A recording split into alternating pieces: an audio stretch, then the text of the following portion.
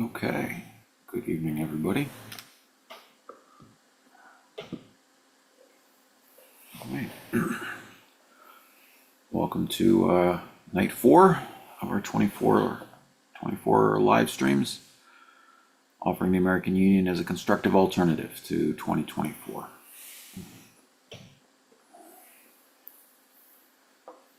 As always, I'd like to start these meetings off by reciting the preamble to the Constitution.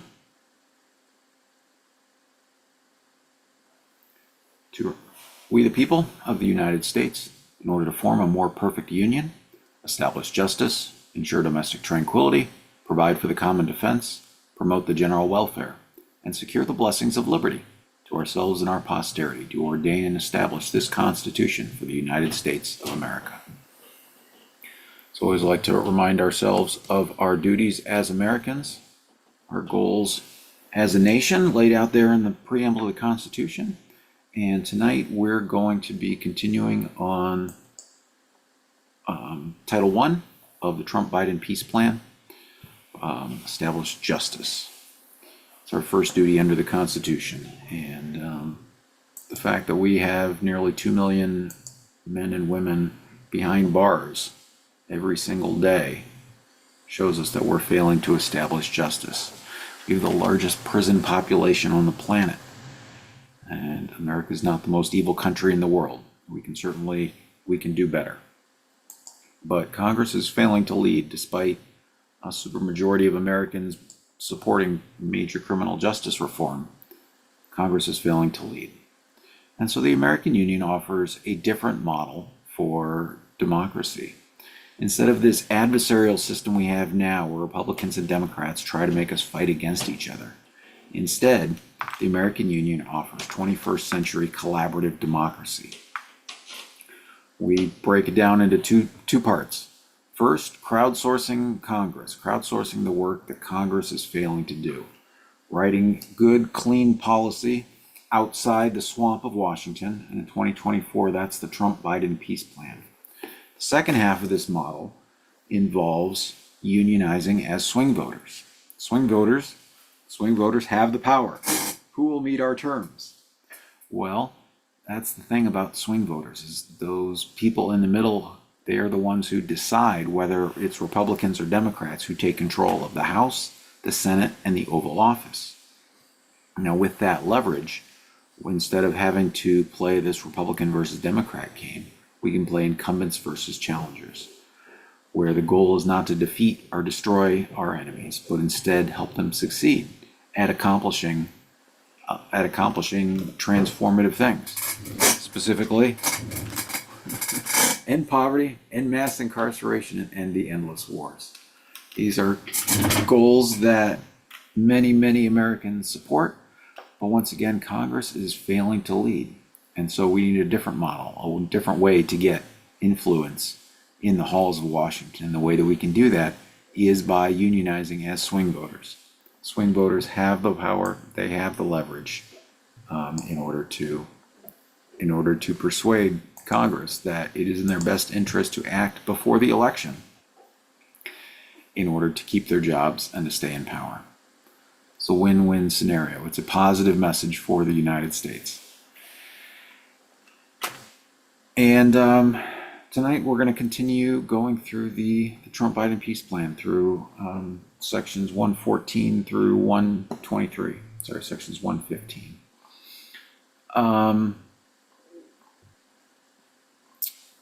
Yeah, let's go ahead and we'll share my screen, and we'll start again with section 115. This is, as always, you can find a link to download the legislative package in the description below. And section 115 is the Police Exercising Absolute Care with Everyone Act, which you might notice spells out peace, the Peace Act of 2024. And this section has to do with de-escalation. Right now, police kill more than 1,000 people a year.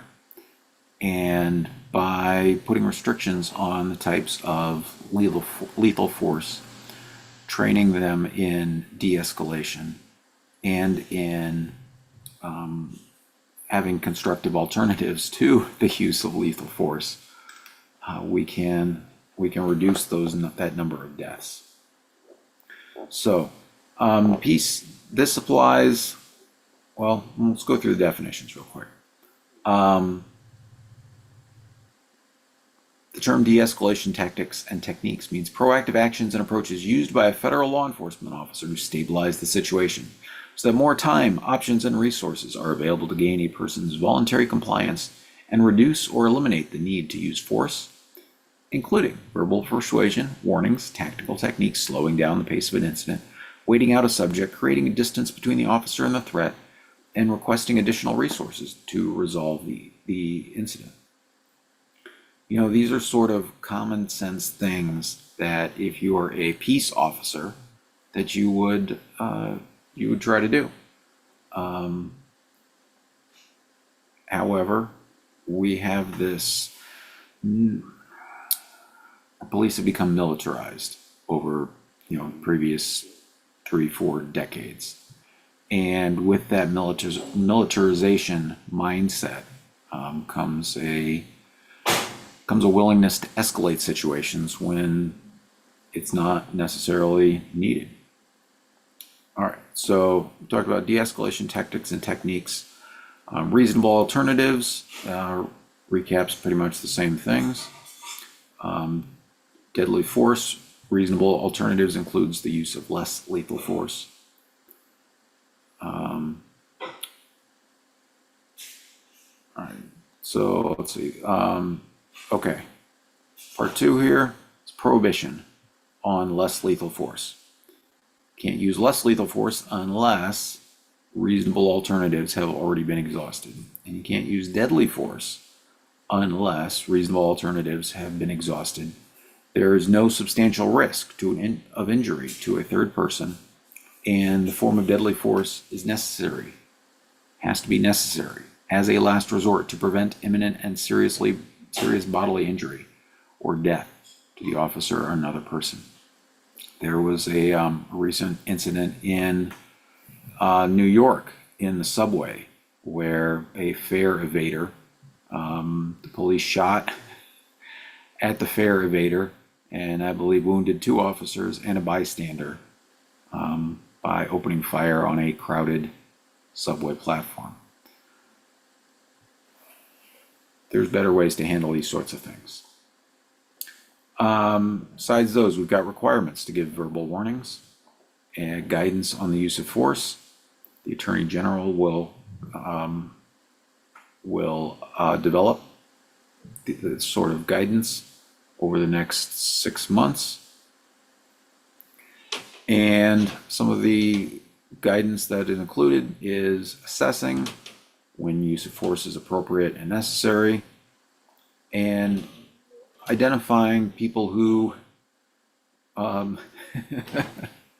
to use the least amount of force when interacting with pregnant individuals. All right, this should be a no-brainer.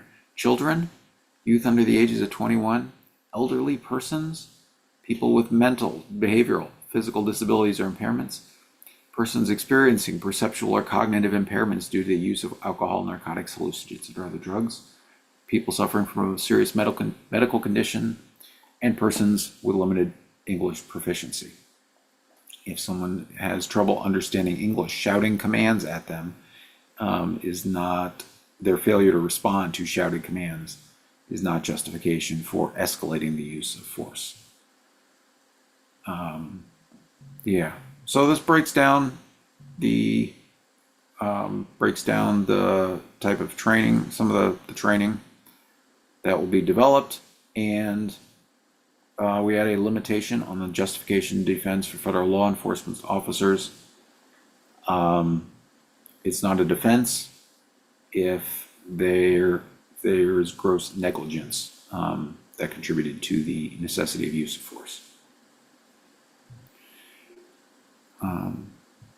All right, so that's section 115. Checking the live stream, no questions in the chat. All right, we move on to section 116. restricting no-knock warrants, and this section may be cited as the Breonna Taylor Justice Act.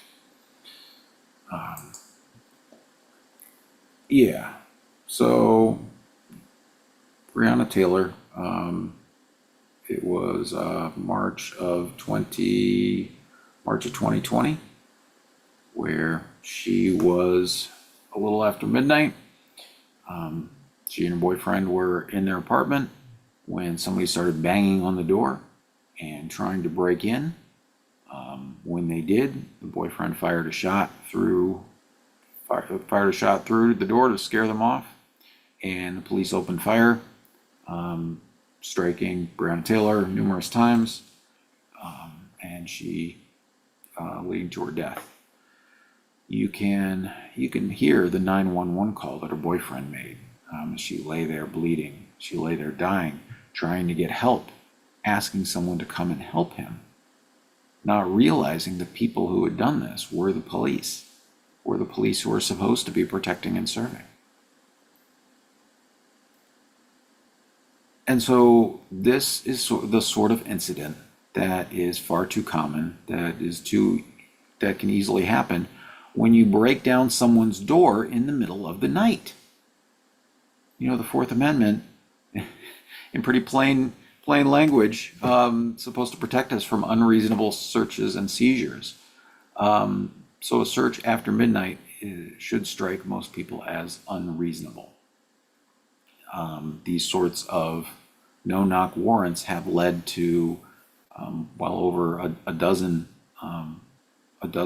shootings of officers when, again, somebody tries to break down your door in the middle of the night, and defending yourself is not an unreasonable response. So let's de-escalate these situations by ending the use of, restricting and limiting the use of no-knock warrants. All right, so on the federal level, we've got Section 116 restricts no-knock warrants unless it is daytime. No more middle of the night bursting through people's doors. It is daytime and a judge authorizes a no-knock warrant. The only other reason now, let's just talk just a second more about no-knock warrants versus knock warrants, right? What's the difference between yelling, smashing the door in and yelling police versus yelling police and smashing the door in? How long do you have to wait before you can smash a door in? Well, the Supreme Court has answered that question and said 15 to 20 seconds after announcing. Now, is anyone necessarily timing? Is it sometimes less than that? Of course it is. But the Supreme Court has said basically, as soon as you've notified the people inside that there are police at their door, then, in the Supreme Court case, United States versus Banks, they said it was okay to smash the door in because, quote, what matters is the opportunity to get rid of cocaine, which a prudent dealer will keep near a commode or kitchen sink. And the sufficiency of 15 to 20 seconds for getting to the bathroom or the kitchen to start flushing cocaine down the drain, that makes the circumstances exigent. So there is no reason generally to peg the travel time to the location of the door. All right, it doesn't matter how long, according to the Supreme Court, how long it would take a normal person to come to the door. Maybe you're sitting there on the couch with no pants on, watching TV, just chilling out, and it's going to take you a minute or two to get to the door, to answer the door. No, the Supreme Court said, well, if you could theoretically be destroying evidence, then go ahead, smash that door down, bust right in. Quote, 15 to 20 seconds does not seem like an unrealistic guess about the time someone would need to get in a position to rid his quarters of cocaine. Yeah, so we have tens of thousands of these warrants that are being served, but the majority of them for drugs, majority of them served on people of color, like Breonna Taylor. The justification for these often relies on confidential informants. They get served at the wrong address. They get served on the wrong person. And they just really undermine the Fourth Amendment was intended to protect. They are banned in a handful of states, Florida, Oregon, Connecticut, and Virginia, last time I checked. And so we're going to put an end to that practice we're going to heavily restrict that practice, again, I should say, with this section.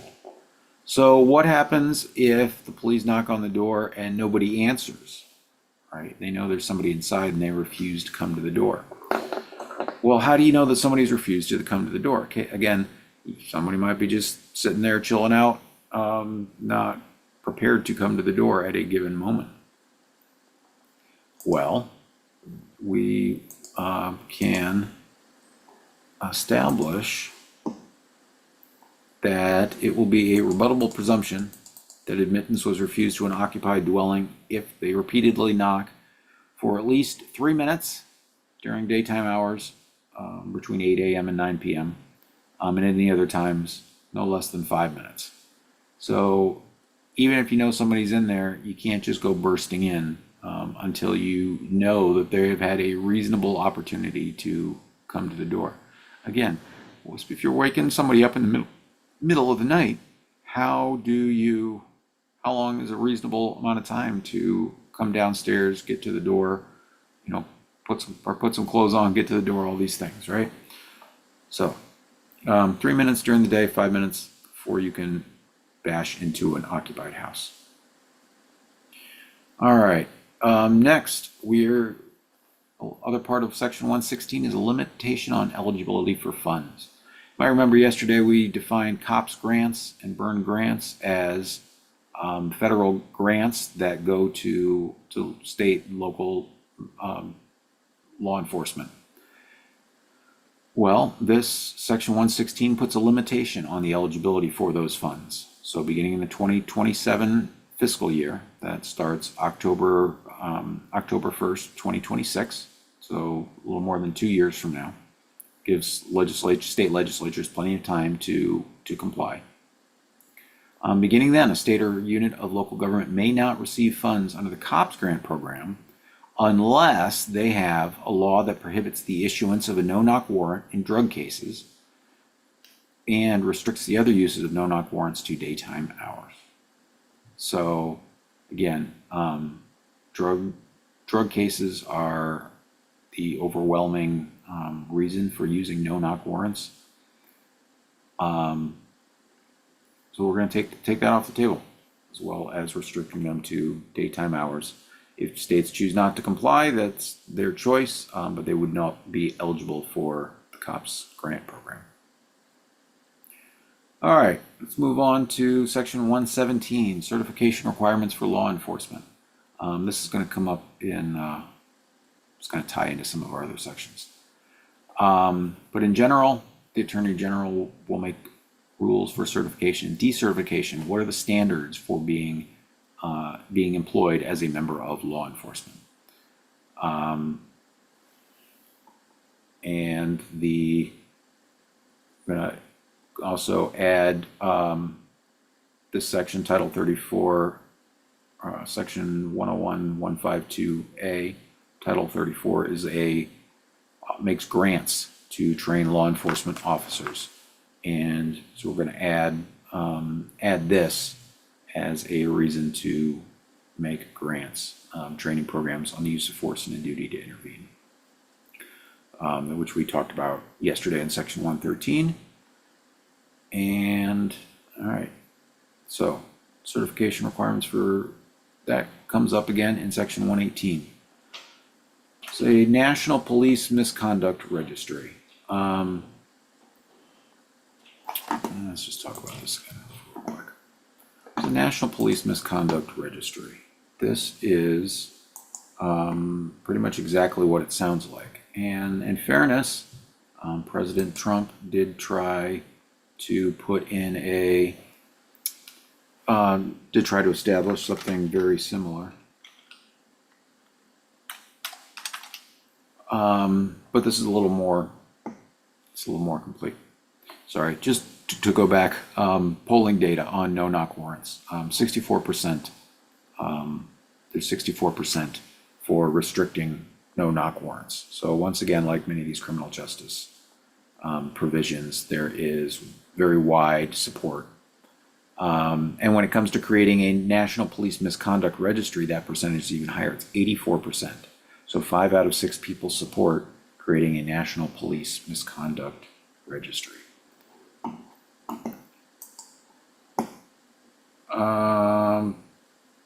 Okay, where was I? Yeah, so the President Trump issued an executive order to require the Attorney General to create a database for tracking police misconduct, but it was not a public. It was would not be publicly accessible. So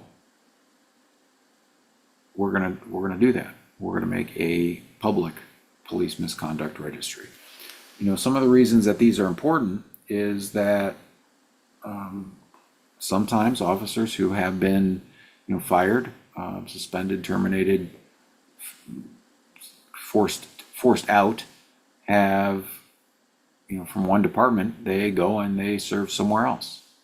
In the case of Tamir Rice, a 12-year-old boy that was shot by an officer literally seconds after the officer leaped out of his patrol car. That officer had been previously employed with another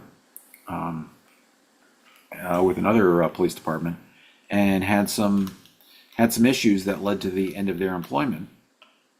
But when they were rehired, nobody knew. So being able to track misconduct and stop its spread will help reduce the number of needless deaths, and help, by weeding out the bad apples, help us restore faith in the police. All right, we'll go ahead and share this again. And so what are the specifics of the police misconduct registry? In general, it should be established by May 25th, 2026, which you might recognize will be the 6th year anniversary of George Floyd's murder. The contents, what's under there? Complaints against law enforcement officers, broken out by ones that are credible, pending review, whether they involved use of force, whether the officer was exonerated, it was determined to be unfounded, not sustained. Termination records, again, broken out whether or not the reason involved the use of force. Records of certification, so verifying that members of law enforcement in this database are certified under that previous section. And instances, so all these sorts of things. All right. Now we come to the Byrne Grant to inspire states to comply with turning over these records.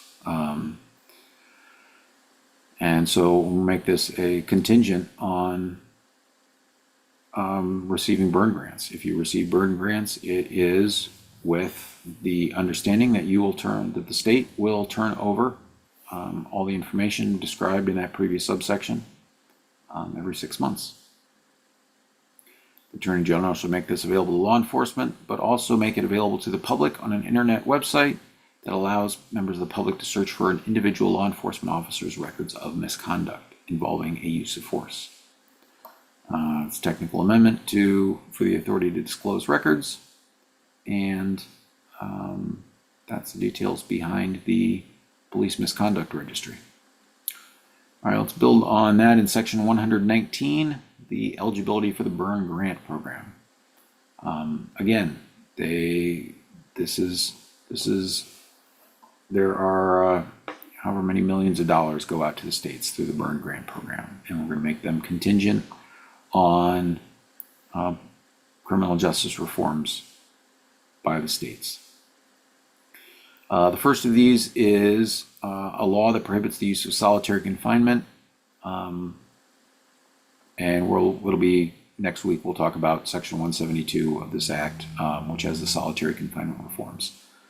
And this would be phased in for fiscal year 2027, 2028. We'll talk about more about that next week. All right, that's one. Two, submitted evidence that they have a certification program that is consistent with the rules made under Section 117. Submitted the required records to the police misconduct registry under Section 118. And reducing the use of cash bail. Submitting to the Attorney General the percentage of criminal cases where cash bail was a condition of pretrial release during the 12 months, the previous 12 months. And so by fiscal year 2027, reducing it to 75%, 50%, 25%, and then by 2030, 10% or less. As we'll get into in a few days, on the federal level, cash bail would be ended, but the states would be incentivized to reduce their percentages. All right, so those 4 conditions are necessary in order to get the full burn grant amount. However, we've got you can get partial credit for compliance with those sections. So if you only comply with 3 of them, for example, 1, 2, and 3, and you don't comply with reducing your use of cash bail, the state can still get 25 plus 35 is 60 plus 30% is 90. So they could get up to 90% of the burn grant, however much they got in the previous year. So you could get 90% of whatever you got in the previous year. So it would continue to shrink each year. Yeah. So if you don't comply with all 4, you can get partial grants. So it's not necessarily all or nothing. All right. Okay. All right. Seeing no questions in the chat, let's move on to Section 121. This is the Legal Services Grant Program. How do we establish justice? Well, there's, depending on how much whether or not you have a lawyer, really makes a big difference in whether or not you have justice. Brian Stevenson, the founder of the Equal Justice Initiative, has said, the opposite of, I'm going to screw this quote up. The opposite of justice is poverty. Yeah, I lost it. I'll have to look that up. But the point is that there was a report by the Prison Policy Initiative a couple of years ago, and they concluded one of the many reasons mass incarceration persists is because people too poor to afford their own lawyers are denied meaningful representation in court. This injustice happens because public defense systems, the systems tasked with providing attorneys to those in need, are severely underfunded and overburdened. Yes, that's true.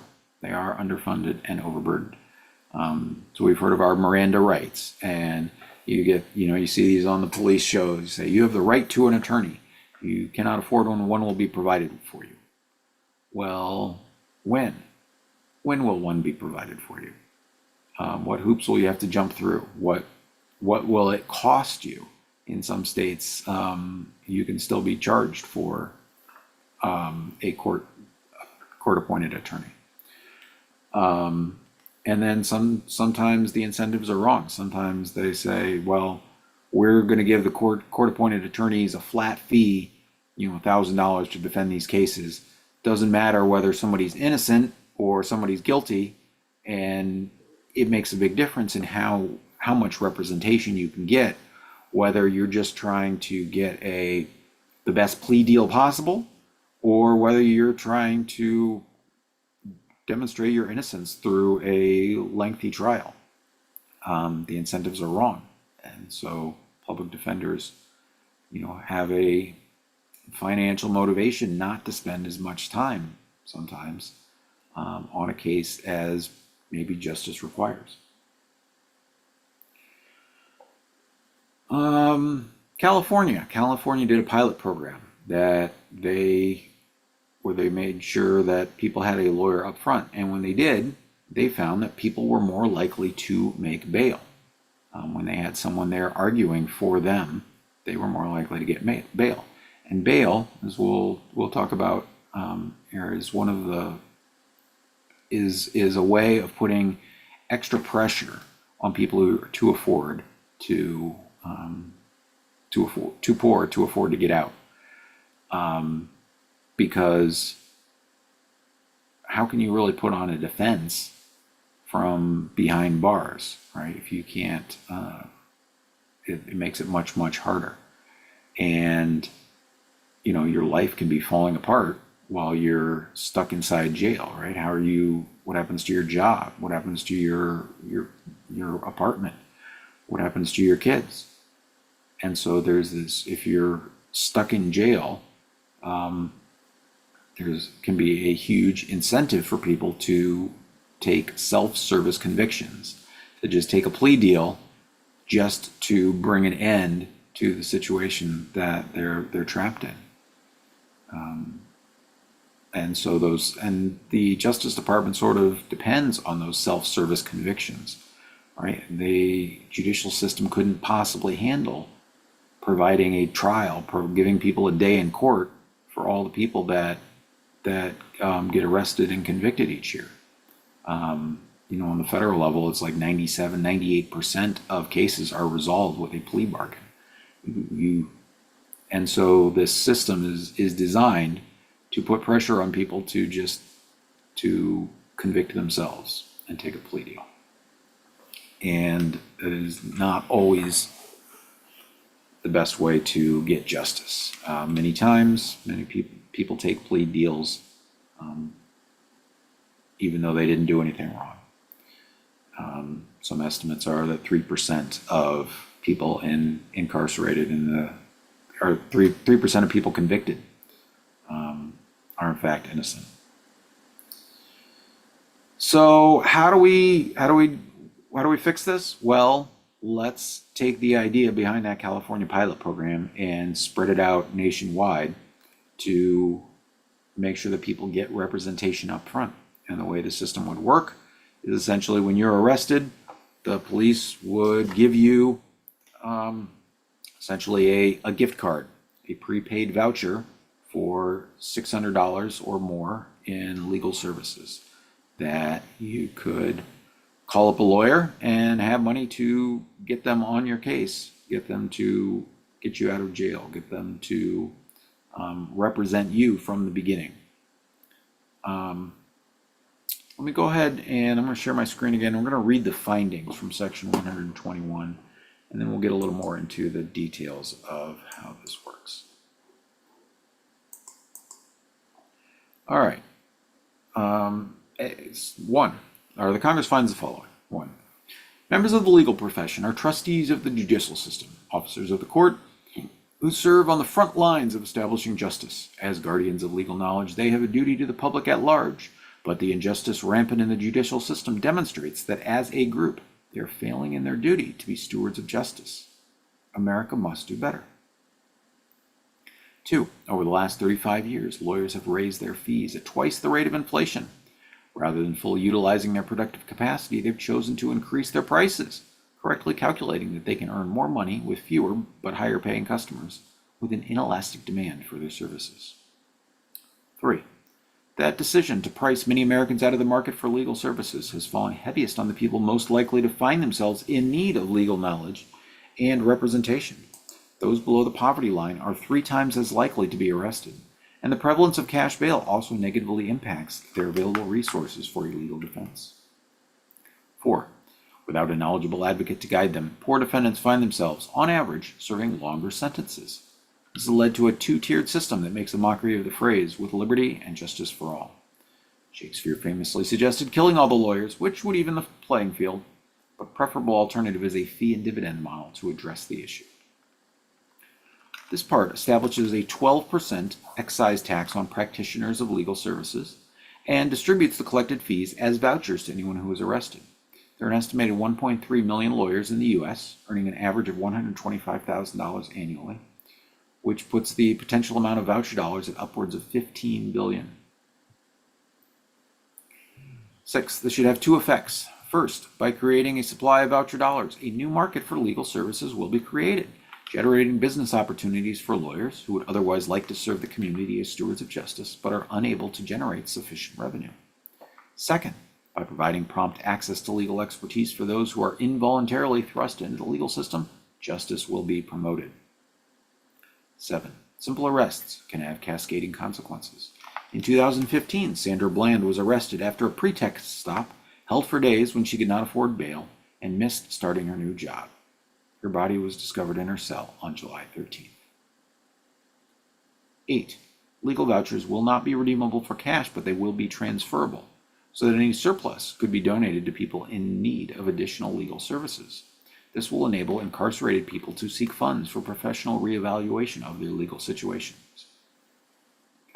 9. Last, the program director may suggest revenue thresholds where the voucher distribution could be expanded to provide resources to parties in non-criminal cases, including family court, small claims court, and other civil proceedings, where those who cannot afford legal representation are frequently denied justice. The purpose of this subtitle is to cultivate justice by rebalancing the economic forces in the legal profession. All right, that seems pretty self-explanatory, I hope. All right, Section 122 starts off with some definitions.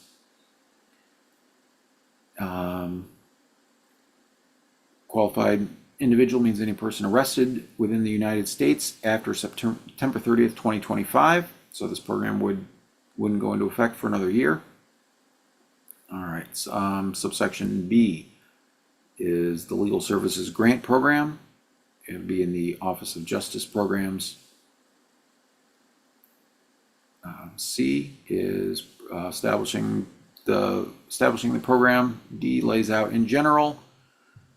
We're going to have these individual accounts prepaid with $600 and issue them to law enforcement agencies for distribution to qualified individuals, those people who get arrested. Establishing standards for law enforcement agencies to distribute the vouchers to anyone arrested, notifying the grant program of the account, name, birth, date, case number, identifying the individual, summary of the charges, including quantity of felonies and quantity of lesser charges, number of vouchers, and any other information the director may by rule require. Then the program will update the information, and if needed, increase the amount of the grant in the account to total as follows: $300 plus $500 for each felony charge, plus $300 for any lesser misdemeanor charge. Again, this isn't supposed to be enough to, well, let's keep going. All right. A voucher redemption program. Anyone who's subject to the excise tax on lawyers that funds this program, they are, by default, they are a participating provider in this program.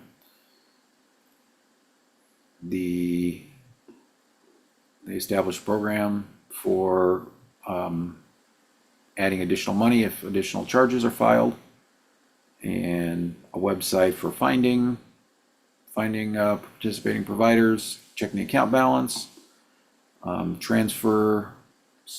establishing a transfer program so that incarcerated people or other institutions or individuals in search of legal funds can set up a program to receive transfers. Also, by next year, make a proposed draft of legislation that would further clarify and implement the provisions of this section, including what additional grants should be provided for court appearances or other milestones in criminal court proceedings. So, as I was starting to say a minute ago, this isn't intended to be a one-time grant that covers everything through the process. It also does not repeal any of the public defender programs that are in place. This supplements it. But when you look at the public defender programs, Well, basically, the poorest communities are the ones who need, because it's funded locally, the poorest communities are the ones who need it the most, and they're the least likely to be able to afford it. And so they're chronically underfunded, where the need is greatest. And so by establishing a national program, we can smooth out some of those low points in the system, and fill in some of the low points in the system.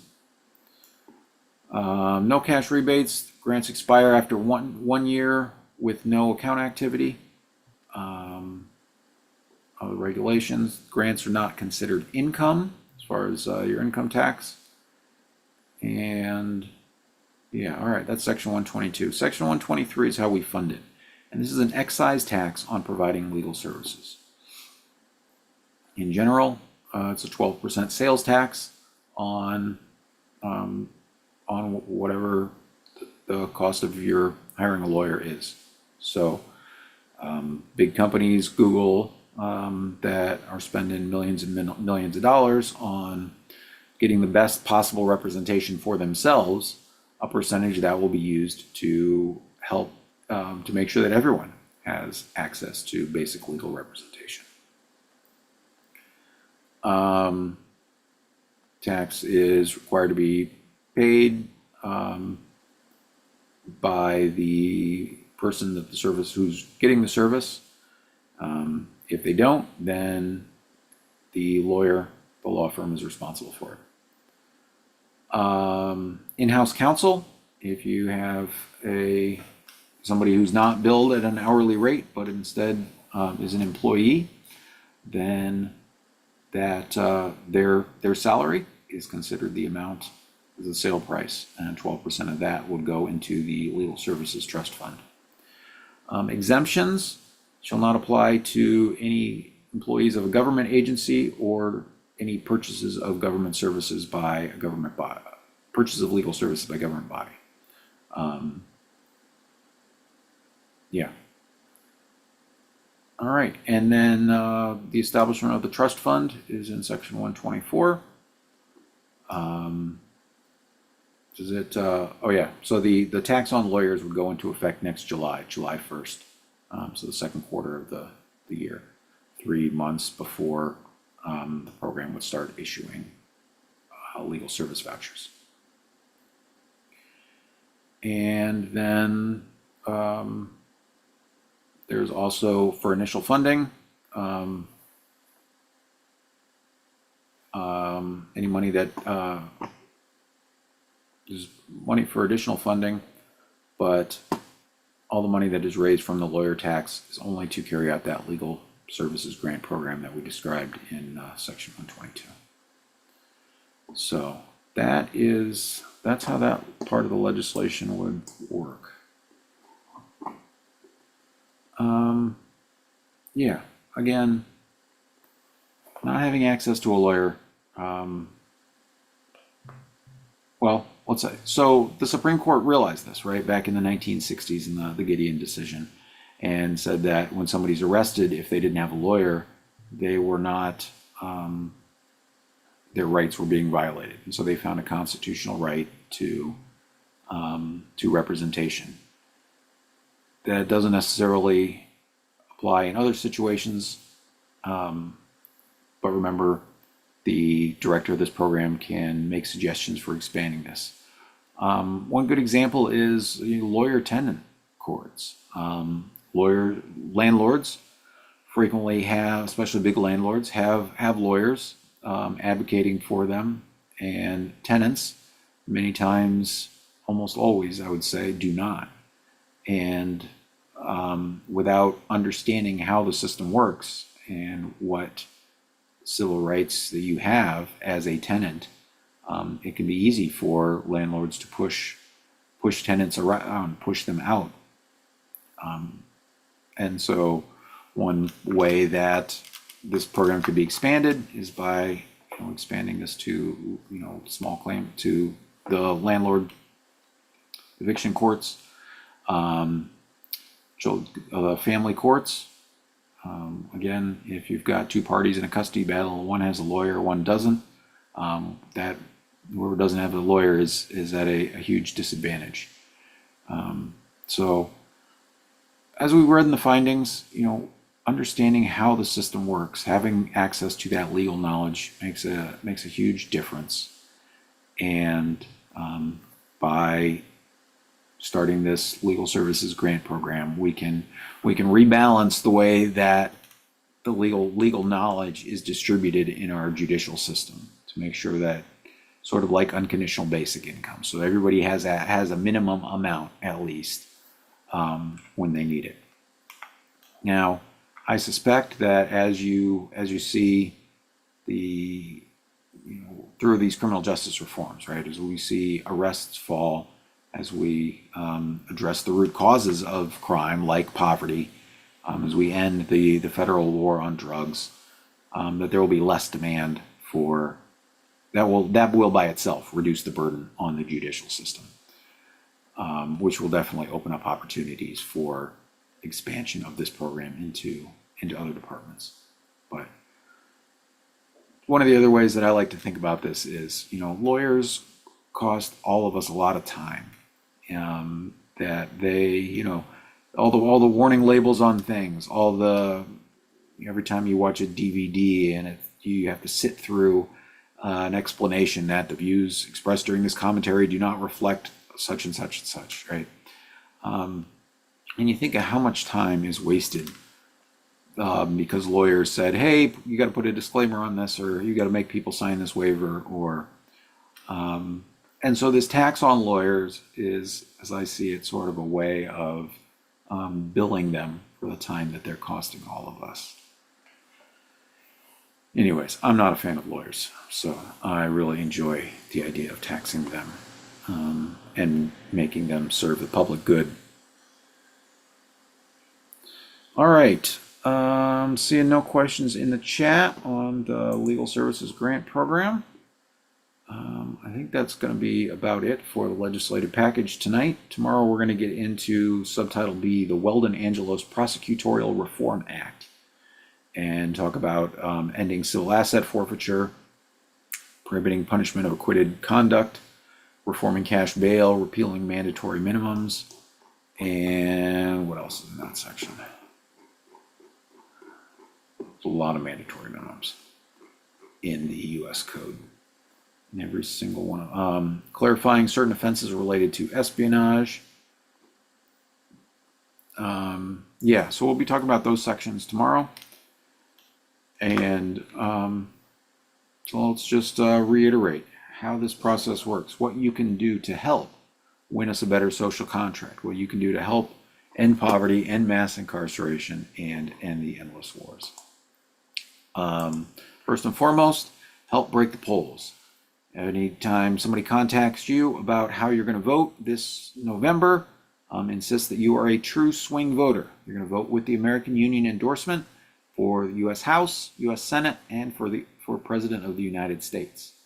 When that percentage, if you hit 3.5% nationwide, then unquestionably the American Union is the decider, and that will bring all the candidates and the major parties to the negotiating table. But as we looked at the first night, as a practical matter, it's really only a small percent, 1%, 1.5% in these swing states that are going to decide the Oval Office. And so if we can poll that 2% in those swing states, will change the national conversation about delivering real solutions to the people before the election. We're not just offering people nebulous sound bites and saying, and offering campaign promises that nobody really expects to be fulfilled. The American Union model flips this around. So we write the solutions first, we get Congress and Washington to take action first, and then get our votes after the fact. So yes, so 1, help break the polls. 2, visit anamericanunion.com and sign up to be a basic member by contributing 25 cents a day, $7 a month. To be a basic member. And 3, if you're willing to collectively bargain with your votes this November 5th, join me and others around the country in a national fast for peace on October 15th. As you know, I'm on day 4 now of a 24-day fast, and I invite you to join me for the last 24 hours on October 15th. Just an update. I'm feeling good, feeling a little better than yesterday. I think I'm in the ketosis and burning fat now. My weight's at 198 pounds. I'm still very healthy. But yes, that fast for peace, that fast that demonstrates a willingness to give something up. That's an essential ingredient for compromise. Nobody likes everything in this legislative package. Nobody likes all 101 policies. But by all of us being willing to compromise, we can all come out ahead. We can get things done. We can make the United States a functional country, demonstrate 21st century collaborative democracy to the rest of the world. We can upgrade our social contract. We can do this. Congress has the ability. They're just refusing to act.